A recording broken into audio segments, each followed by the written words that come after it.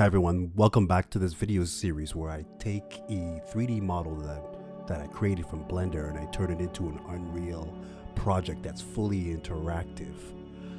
And in this video, I finally get to actually creating the environment in Unreal Engine, and I learned a ton doing that. There was a couple of false starts, to be honest with you, because there were some issues for me just importing things from Blender into Unreal.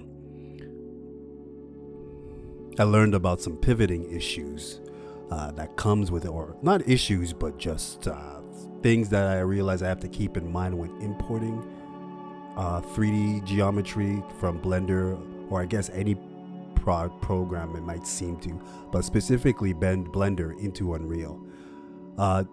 Just to know, if you do that, what you might come across is the origin issue, where if you import a lot of objects, like for example in this scene, you'll find that all of the objects have their orientation or their pivot in the center of the world and not their independent pivots and origins.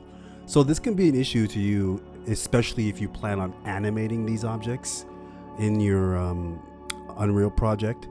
But for me, I realized it wasn't a big deal because I don't really plan to animate anything really in or I don't really plan to animate any of these objects. So I just kind of left it as it is.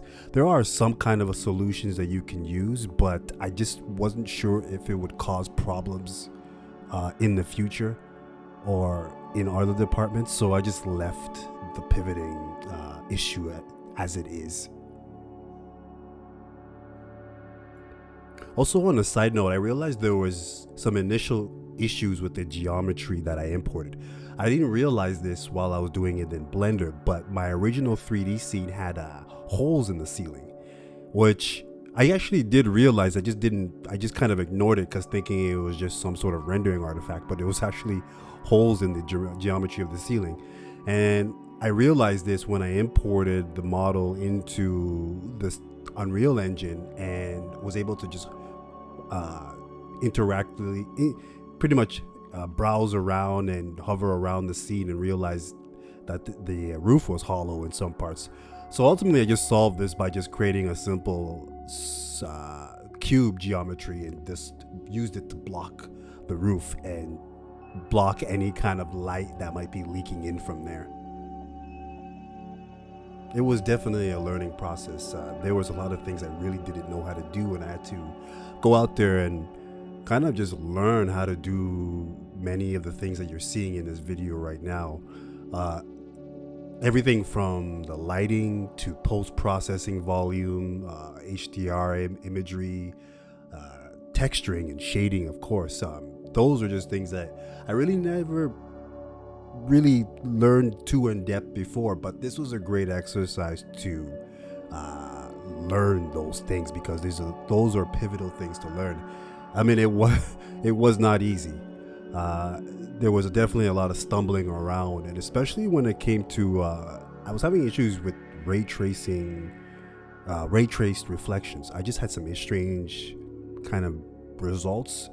I think I solved it though by just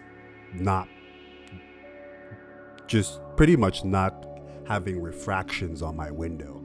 I think the reflections are exactly what I need for a scene like this anyways, without adding that on there.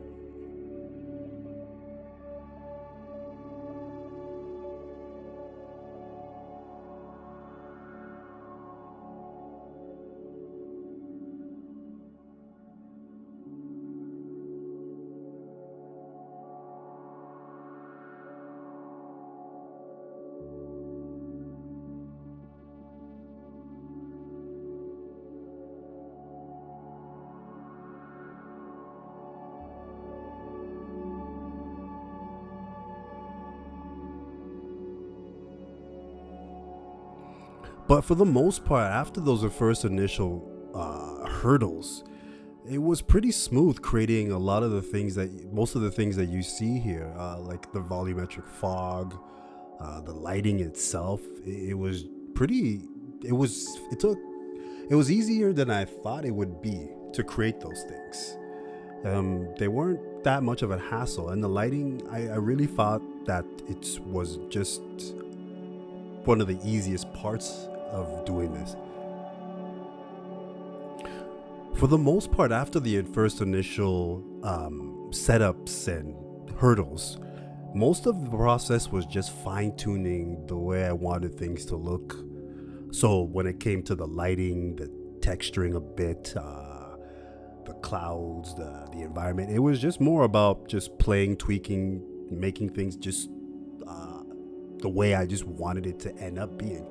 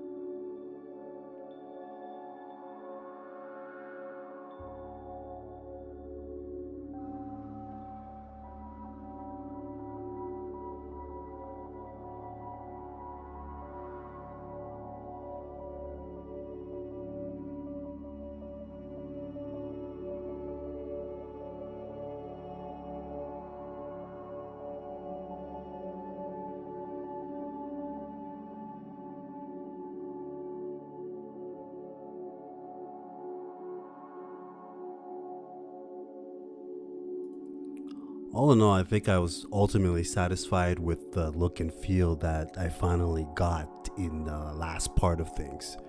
It pretty much matches the vision I had for this. And I think at this point, the next frontier now is just to add the grass and start playing around with that part of the scene. Thanks again for watching this video, and I really hope you found it informative and even inspiring. And if you do like this video, please don't hesitate to like and subscribe to the channel. Also, don't hesitate to leave a message on the video if you have any questions or concerns or just some comments on everything I'm doing here. I always love to hear what people are thinking when watching this video. Thank you for watching, and stay tuned for more to come.